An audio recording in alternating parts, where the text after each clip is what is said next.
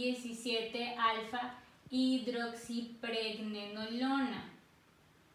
Esta 17-alfa hidroxipregnenolona va a volver a sufrir un cambio. Todo esto recordemos que está pasando dentro de la célula del Leydig, o sea, literalmente sí, en la célula del Leydig.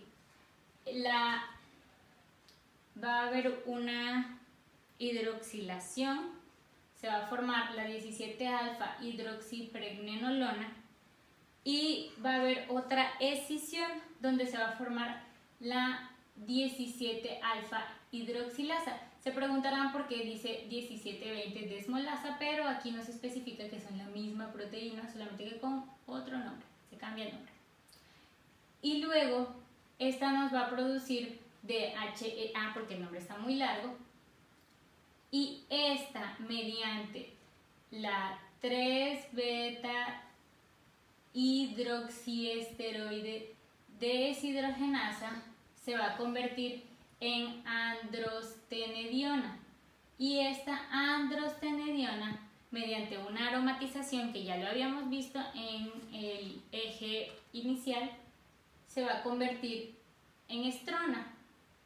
De igual manera, aquí va a haber un proceso reversible, muy distinto a los demás que, como podemos ver, no son reversibles. Este sí va a ser reversible, y mediante la 17-beta hidroxiesteroide deshidrogenasa se va a convertir en testosterona, y la testosterona puede convertirse mediante una aromatización en estradiol, o mediante la 5-alfa reductasa se va a convertir en dihidroesterona, que es más potente que la testosterona. Aquí estamos viendo la interacción entre una célula de Leydig y una célula de Sertoli. Vemos que aquí hay unas líneas que las juntan, pero ¿por qué va a haber una interacción entre ellas? Bueno, es muy fácil. Las células de Leydig no tienen receptor para la hormona folículo estimulante, pero sí tienen receptor para el estradiol. Lo mismo sucede con las de Sertoli. Las células de Sertoli no tienen receptor para la hormona luteinizante, pero sí tienen receptores para la testosterona, por lo cual llevan un mecanismo juntas. Entonces, este es un receptor acoplado a proteína G. Llega la hormona luteinizante y se desprende la subunidad GS y va a activar a la adenilato ciclasa, el cual va a convertirse en AMP cíclico, y aquí tenemos la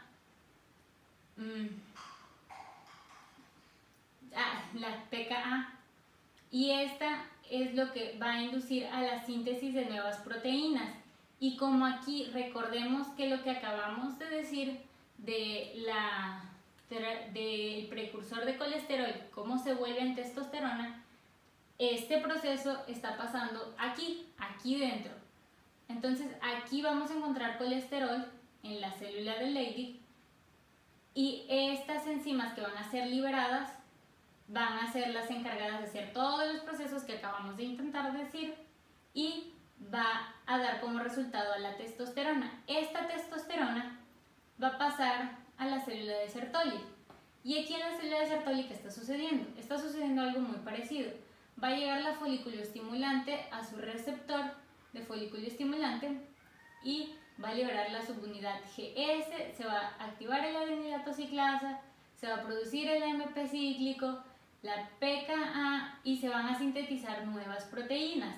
De las células de Sertoli vamos a tener inhibinas, que como lo habíamos dicho al principio, son las encargadas de inhibir a la folículo estimulante. Vamos a tener las ABP, que son proteínas de unión andrógenos, y también se van a producir factores de crecimiento. Aquí también se produce la aromatasa. Entonces, la testosterona, si nosotros recordamos, la testosterona, para que se volviera estradiol, tenía que pasar por un proceso de aromatización.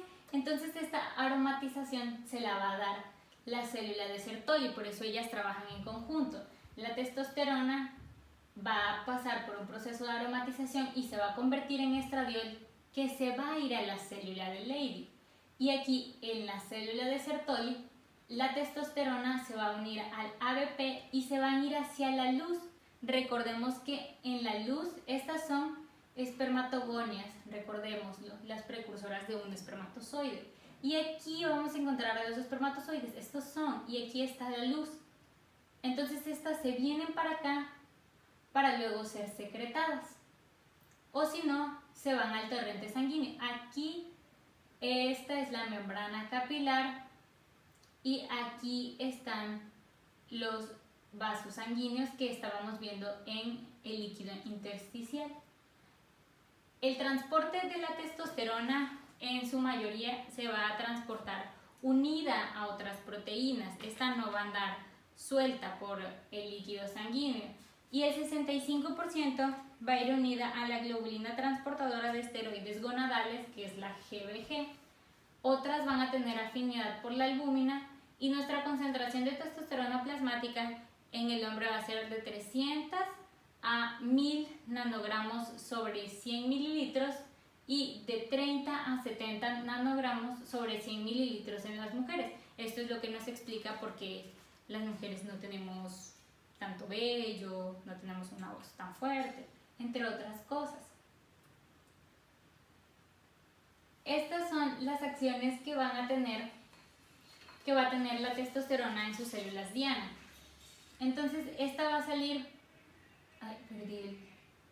este es el testículo, se va a producir la testosterona y va a entrar aquí. Las líneas punteadas son las células diana y la producción que da la dihidrotestosterona. Recordemos que les había dicho que era más potente. Y aquí está la respuesta del por qué es más potente. Llega la testosterona aquí a su célula diana y va a irse al mismo receptor. Nos damos cuenta que los receptores son los mismos. Sin embargo, la dihidrotestosterona se adapta con mejor, tiene una mejor adaptación al receptor que la testosterona. Y bueno, termina su proceso y esto nos va a dar origen a la regulación de la gonadotropina, que es la que ya explicamos al principio. Nos va a producir la espermatogénesis, que está dada en las células de Sertoli, recordémoslo. La diferenciación sexual, porque recordemos que la diferenciación sexual proviene de los conductos de Wolff. Entonces aquí va a haber una virilización para que pues, los hombres sean hombres, las niñas sean niñas. Y por último, la maduración sexual en la pubertad. De hecho, la testosterona no solamente va a dar la maduración sexual secundaria, sino desde que son pequeños va a empezar a formar una diferencia sexual. Y esta es una gráfica que nos explica cómo va aumentando o disminuyendo la testosterona plasmática dependiendo de las edades. Vemos que en la fecundación es muy poca, que en los meses de gestación es elevada, luego decae cuando esta onda de aquí, donde es elevada, es porque se requiere la testosterona para que puedan diferenciar si el producto va a ser una niña o un niño. Entonces esta cantidad elevada es porque se está produciendo del sexo masculino. Luego va a decrecer y en el nacimiento la verdad es que no va a haber mucha porque no necesita virilizarse ni necesita hacer nada de eso, y luego va a empezar a subir y justamente en la pubertad va a empezar a subir, que es donde tenemos los cambios sexuales secundarios. En el adulto va a estar elevada y en la senectud también va a estar elevada por las necesidades que se van a tener, pues no se va a secretar de la misma manera. Bueno, este es un mecanismo de acción propuesto. Esta es una célula de Leydig. Y esta célula de Leydig,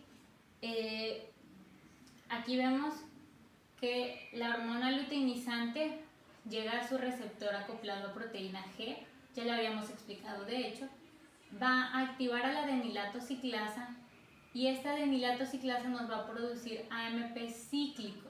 este MP cíclico se va a juntar con la pKa y nos va a dar como resultado una proteína fosforilada. La pKa es la única que puede dar este fenómeno, una proteína fosforilada. Esta proteína fosforilada se va a unir al DNA del núcleo de la célula de Leydig para que se pueda producir, para que se va a unir al DNA del núcleo de la célula de Leydig para que se pueda producir o se dé la conversión del éster de colesterol a colesterol, y este colesterol es el que va a entrar en la mitocondria y se va a convertir en pregnenolona. Y bueno, ya sabemos el proceso. La pregnenolona al final del día se va a convertir en testosterona y esta se puede convertir en estradiol. Este solamente es una proposición de cómo sería molecularmente. Y aquí tenemos un esquema resumido de la mayoría de cosas que acabamos de explicar. Decimos que en el hipotálamo se produce la GNRH y va a llegar hasta la hipófisis anterior, también llamada adenohipófisis, y va a producir la hormona folículo estimulante y la luteinizante.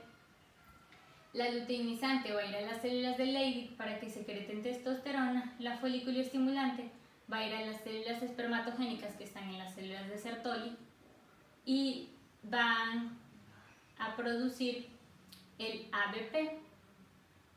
Vemos que aquí la testosterona viaja a las células de Sertoli, como lo habíamos dicho, lo habíamos propuesto entre las dos células, y esta va a producir la inhibina, que va a ser la misma que va a inhibir la producción de la folículo estimulante, la va a bloquear.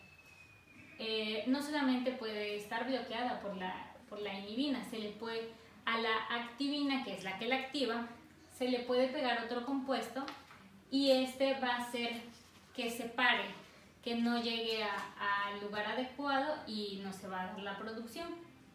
Y aquí vemos que la propia testosterona es la que va a inhibir a la luteinizante, lo mismo que a la GNRH.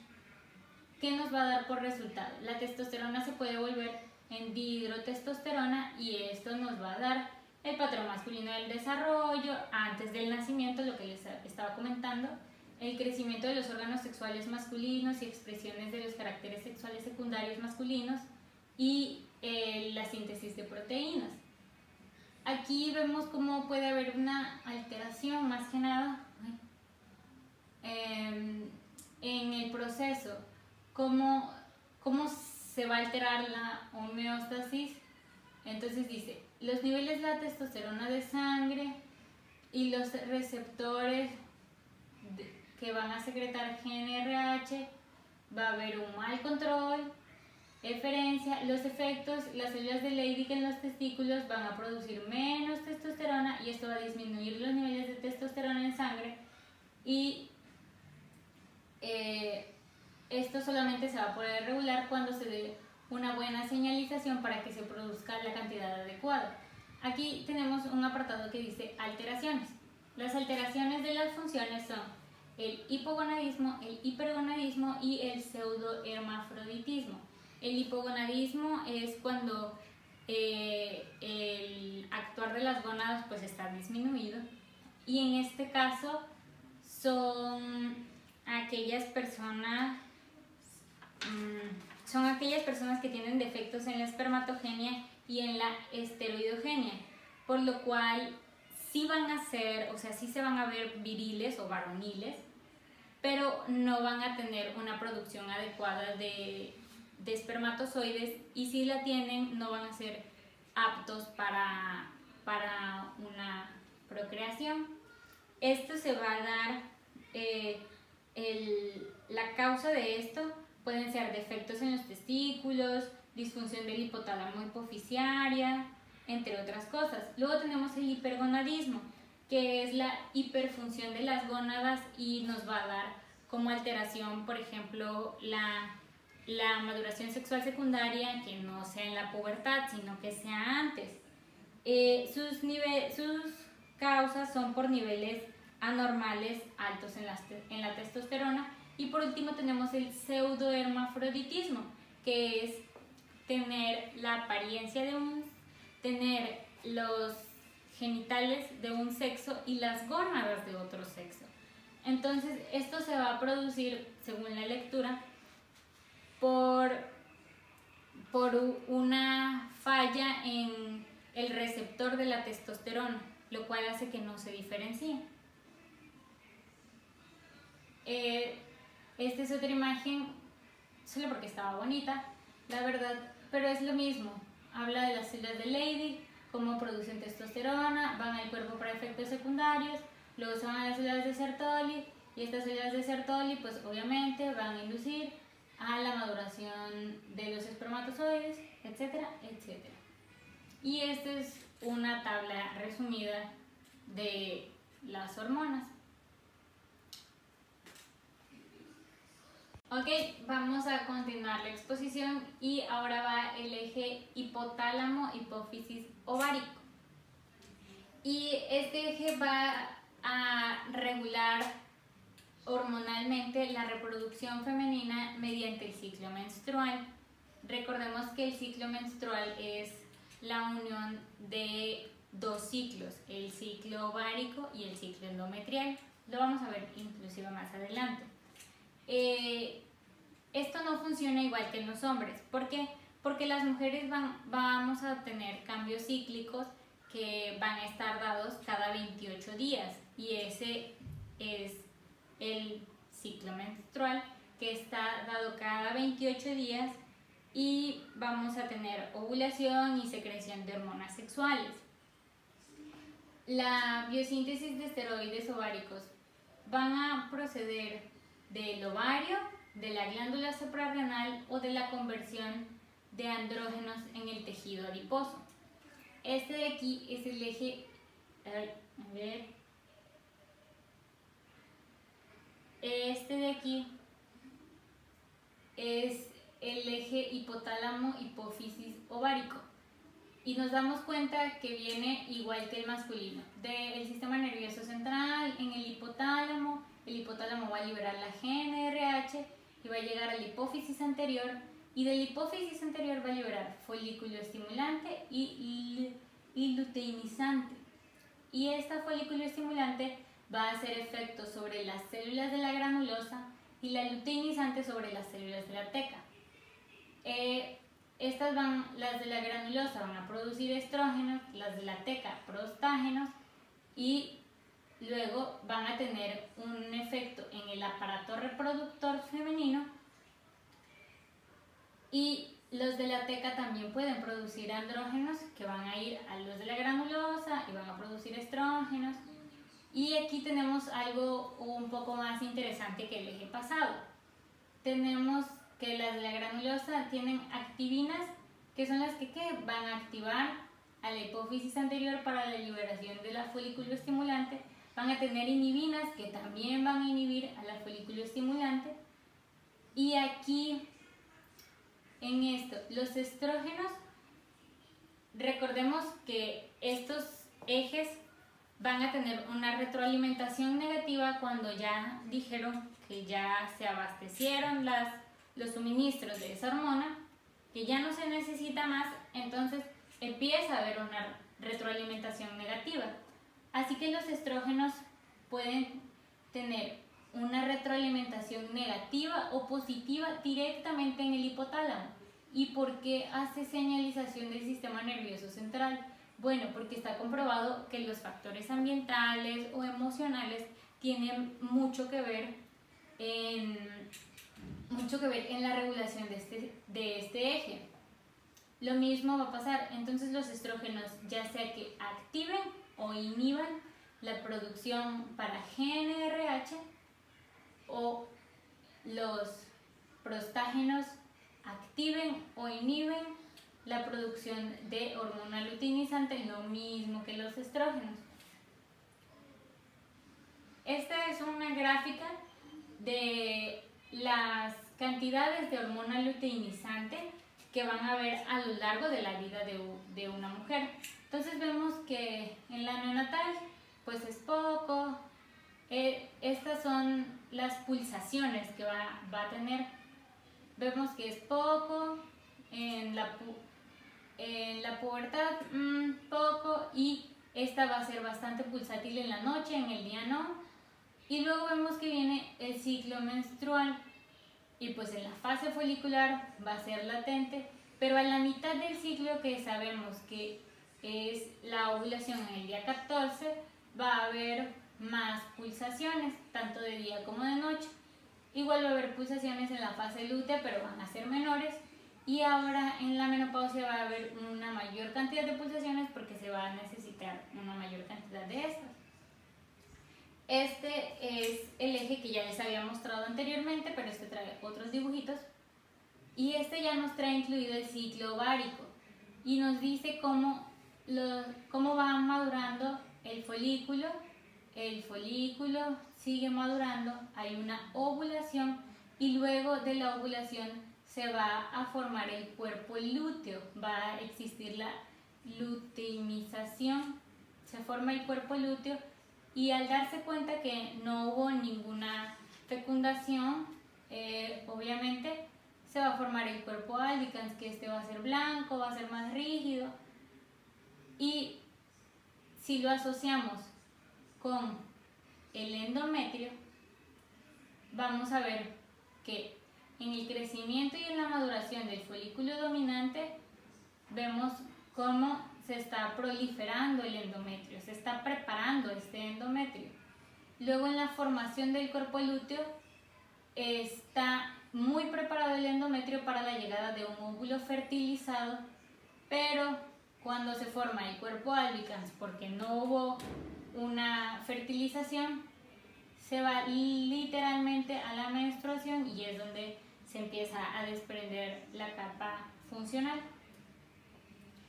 Esta es la producción de las hormonas sexuales femeninas.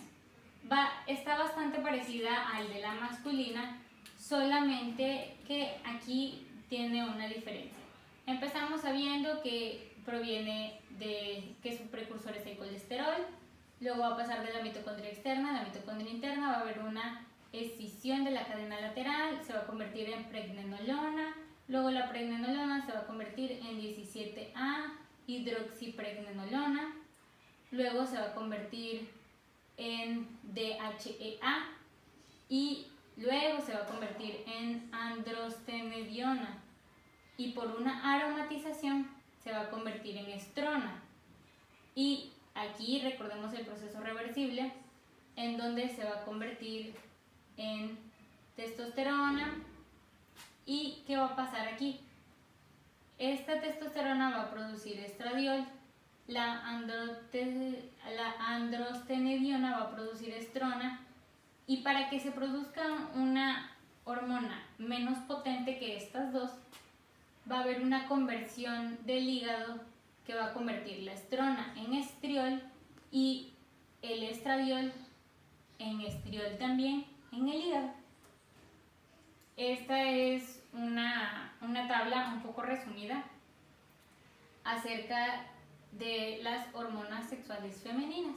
Tenemos la DHEA, los estrógenos, la hormona la folículo estimulante, la GnRH, la gonadotropina coriónico-humana, la inhibina, la luteinizante, la oxitocina, la progesterona, la prolactina, la relaxina, la testosterona.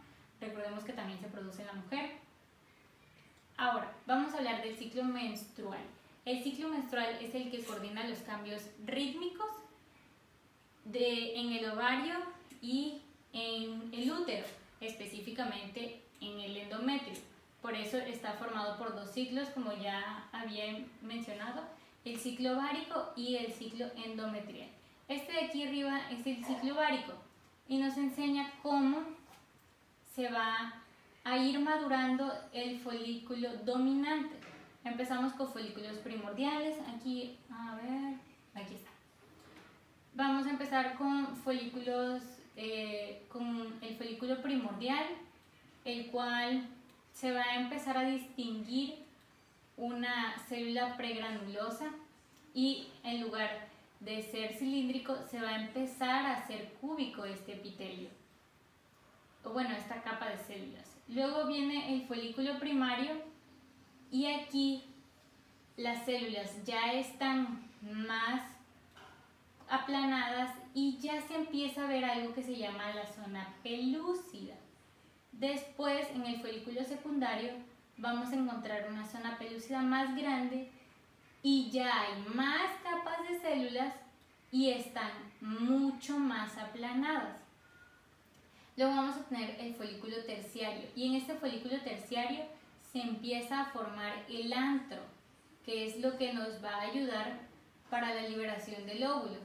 Y vemos que la zona pelúcida ya se hizo más pequeñita y que ahora tenemos otras dos líneas o otras dos capas, la teca externa y la teca interna.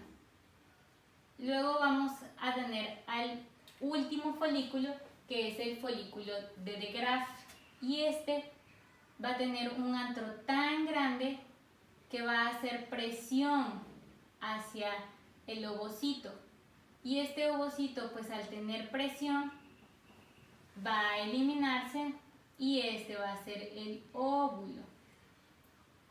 Entonces, regresemos a esto.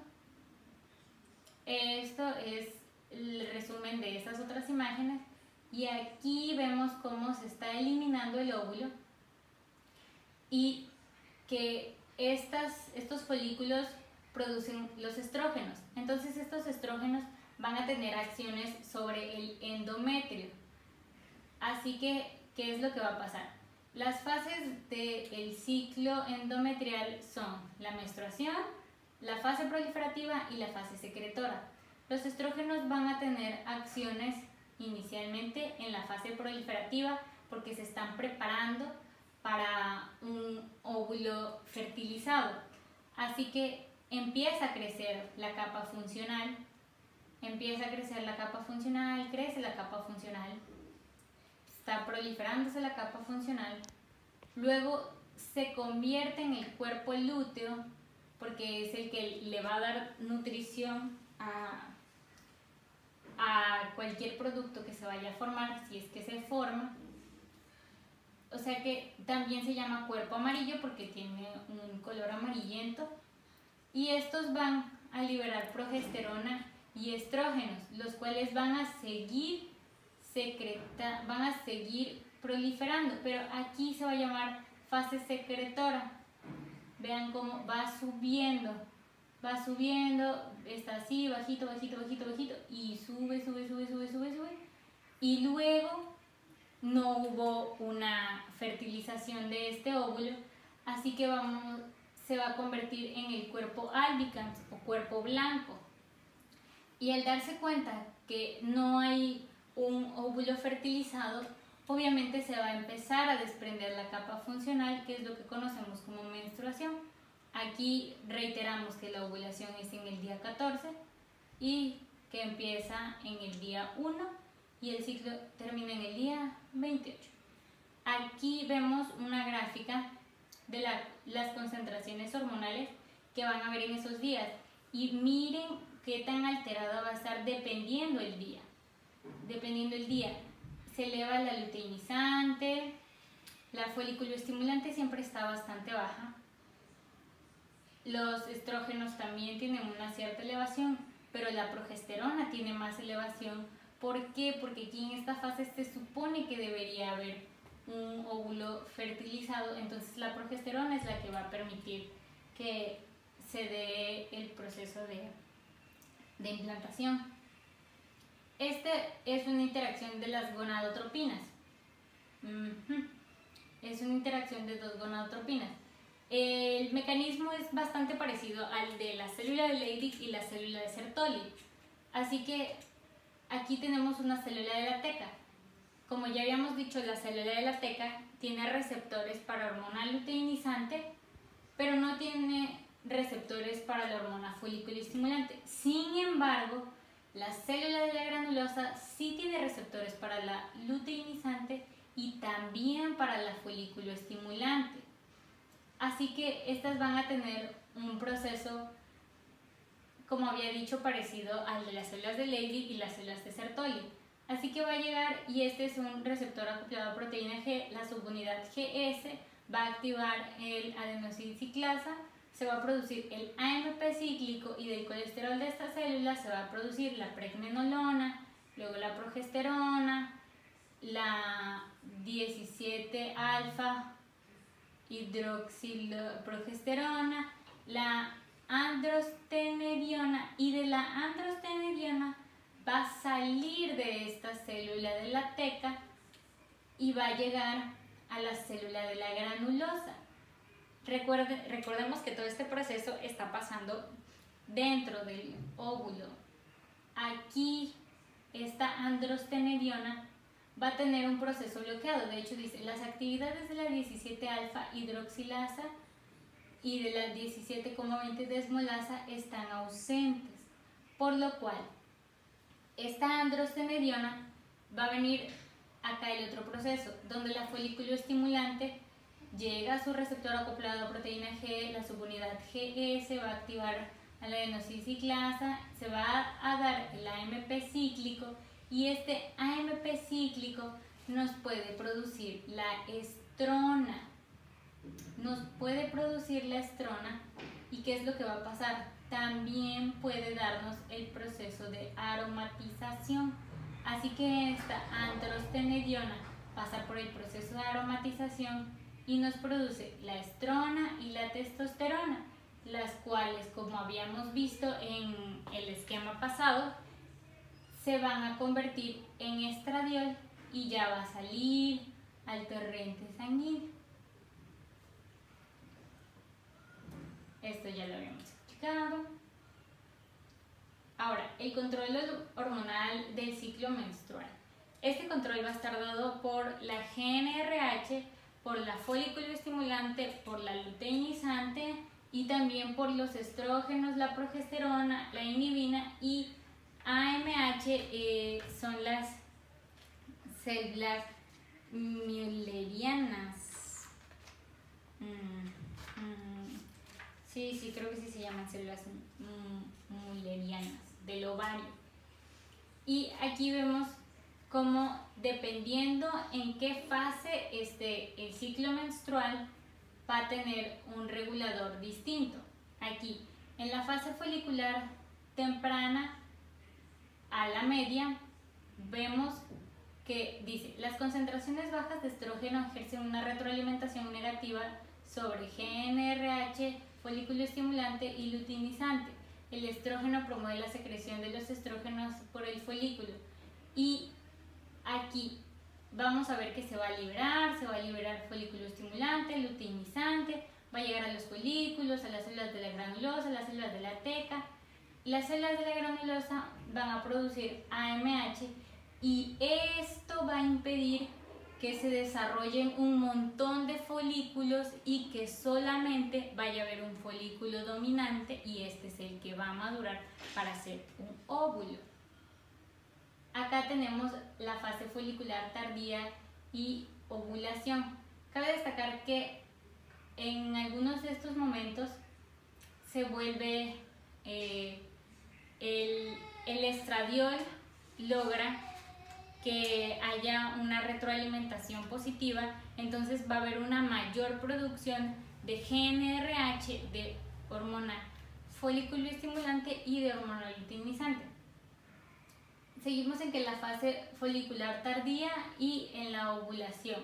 Aquí vemos cómo se vuelve a liberar la folículo estimulante, la luteinizante, llega al folículo. Ahora estos andrógenos van a tener acciones sobre las células de la granulosa y se va a liberar la inhibina, que es la que va a inhibir la producción de más folículo estimulante para que no haya un exceso de esta. Luego tenemos la fase lútea temprana a media y aquí vamos a tener lo mismo, pero aquí está el cuerpo lúteo del folículo que acaba de ser ovulado y este va a secretar una alta cantidad de estrógenos, de progesterona y de inhibina, y estas cantidades son las que van a tener una retroalimentación negativa y le van a decir a estos centros superiores que ya no necesitamos más. Y por último, la fase lútea tardía. Aquí dice, se reinicia la secreción tónica. Y es que se vuelven a elevar los niveles de folículo estimulante y de luteinizante, de la folículo estimulante, para que comiencen a desarrollarse nuevos folículos, y de luteinizante porque el cuerpo lúteo muere y va a haber una disminución de estrógenos y progesterona y se tienen que producir más de estas. Ahora, vamos a hablar de las alteraciones. Las alteraciones, sí hay varias alteraciones, pero estas son las que consideré más importantes. Tenemos la menopausia. La menopausia es cuando deja de haber un ciclo ovárico un ciclo menstrual para las mujeres, porque se acabaron sus folículos. Recordemos que cuando nacemos tenemos aproximadamente 1 millón de folículos, pero conforme vamos creciendo tenemos 200.000 y luego empiezan a decaer y empezamos a usar esos folículos y ya no se renuevan, así que en la menopausia es cuando ya no van a haber de estos, así que ya no se va a producir el ciclo, por lo cual no va a estar dado la misma producción de hormonas. Luego vamos a tener la amenorrea. La amenorrea significa que no haya menstruación, ya sea que nunca le haya llegado la menarca a esa persona, o que sí haya tenido menstruaciones normales, pero que en dado momento ya no esté teniendo menstruaciones. ¿Y qué es lo que va a pasar en la amenorrea? ¿Cuál va a ser la causa de la amenorrea? Bueno, se dice que en personas que son menores de 40 años es por la falta de ovulación, y esto puede ser por insuficiencia ovárica prematura, por disfunción del hipotálamo o exceso de andrógenos. Luego tenemos el síndrome de ovario poliquístico. Y este síndrome de ovario poliquístico se va a dar por el exceso de andrógenos, y va a haber una elevada cantidad de hormona luteinizante y otra elevada de folículo estimulante, y se van a producir múltiples quistes en el ovario, por eso es síndrome de ovario poliquístico. Y por último tenemos la insuficiencia ovárica prematura, que es el consumo temprano de los folículos y es un estado de hipogonadismo, algo parecido al que se produce en los hombres. Y este se va a dar porque hay una baja cantidad de estrógenos y una alta cantidad de hormona folículo estimulante en sangre. Estas son las acciones que va a tener el ciclo menstrual en la homeostasis del cuerpo. Principalmente van a promover el crecimiento del vello corporal, el depósito de grasa en las mamas, en el abdomen y en las caderas, y es por eso que las mujeres tienden a engordar más de estas partes, porque literalmente así estamos programadas para que ahí se vayan. Las glándulas mamarias van a producir leche si está en estado gestacional, y la piel se va a estirar durante el embarazo a medida que crece el feto. Los andrógenos y estrógenos también estimulan el crecimiento y mantenimiento del hueso esquelético, estimulan el crecimiento de los músculos esqueléticos. Estos influyen sobre el líbido, o sea, el impulso sexual. Recordemos que son hormonas sexuales. También por la excitación sexual se va a aumentar la frecuencia y profundidad de la respiración. Y en el sistema linfático e inmunidad, la presencia de una sustancia química similar a un antibiótico en el semen y el pH ácido del fluido vaginal brindan inmunidad innata contra los microorganismos presentes en el aparato reproductor. Y es que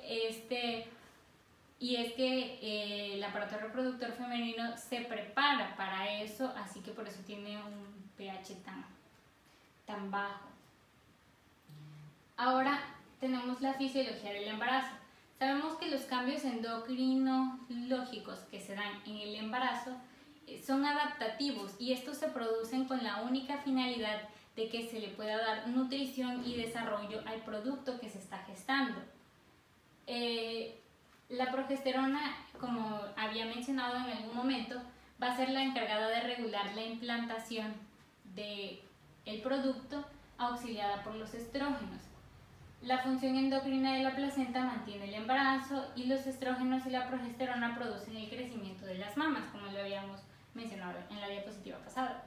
Las funciones de la placenta van a ser variadas, van a crear un ambiente nutricio para el producto y va a ejercer como órgano endocrino, respiratorio, alimentario y excretor, porque es la única conexión que tiene para recibir y excretar cosas.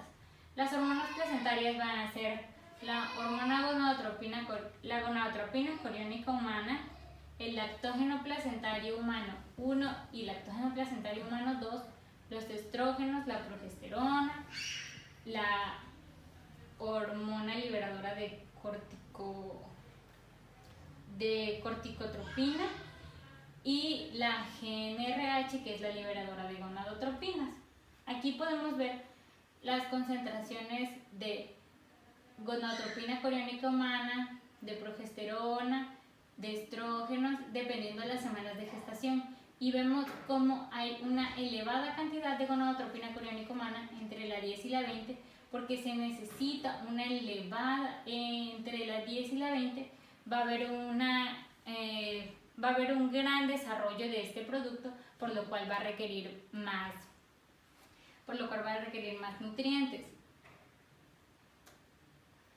Y esta es una imagen de la placenta. Aquí vemos el cordón umbilical y pues por el cordón umbilical se van a desechar productos, pero también se van a absorber otros.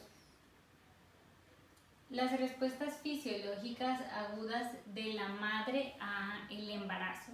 Bueno, van a tener muchísimas respuestas. La madre va a tener muchísimas respuestas al embarazo, y no porque lo tome mal, sino porque se va a ir adaptando a él para poder darle sustento a ese nuevo producto. Por ejemplo, la tiroides va a aumentar su masa y va a haber un cambio en el ciclo de regulación del calcio en la madre. ¿Por qué? Porque se va a necesitar mayor cantidad de calcio para el crecimiento de los huesos del producto. También va a haber una resistencia a la insulina en el páncreas, y es por eso que les da diabetes gestacional a las mujeres que están embarazadas. Otras respuestas van a ser las cardiovasculares. Va a aumentar la frecuencia cardíaca de la madre y del feto, la presión sanguínea de la madre, la velocidad sistólica en la arteria uterina.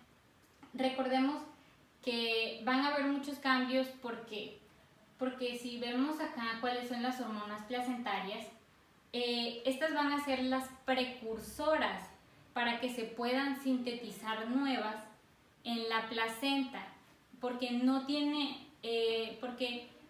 el producto no tiene otra manera de dónde sustentarse, entonces lo toma de las que están en la sangre de la madre. Por eso es que es el circuito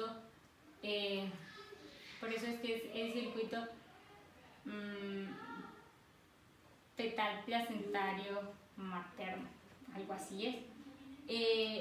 La hormona gonadotropina coriónica humana se va a unir a los receptores de la hormona luteinizante en el cuerpo amarillo, y este va a activar la esteroidogenia. El aumento va a declinar la desensibilización del receptor y van a sustituirlo por el estrógeno placentario. Van a sustituir la gonadotropina coriónica humana por el estrógeno placentario, y aquí lo vemos que al final hay más cantidades de estrógenos totales. También el lactógeno placentario humano es el que se va a encargar de dar la energía a ese feto para cumplir funciones, y va a ser un mecanismo antagónico de cierta manera. Van a simular la función de la prolactina, la hormona del crecimiento, y va a ser sintetizada por las células del sincitio trofoblasto. Por último, mencionamos a los estrógenos, y en la placenta va a haber colesterol para la esteroidogenia de las partículas que vienen de la sangre materna. Ahora tenemos el parto. El parto pues se va a producir alrededor de las 40 semanas de gestación. Va a tener 4 fases contando la fase 0. Y los requerimientos para el inicio del trabajo de parto va a ser unas cantidades disminuidas de progesterona, una cantidad elevada de receptores de estrógenos, y las prostaglandinas van a iniciar las contracciones uterinas. Las paredes del útero se van a empezar a contraer para que el producto empiece a descender. Entonces, las prostaglandinas y la oxitocina son las que mantienen el trabajo de parto. Recordemos qué es lo que va a pasar. El feto, la placenta y la madre van a empezar a liberar precursores, que en este caso van a ser la DHEAS y cortisol por la CRH y la ACTH. ¿Y estos qué es lo que van a hacer?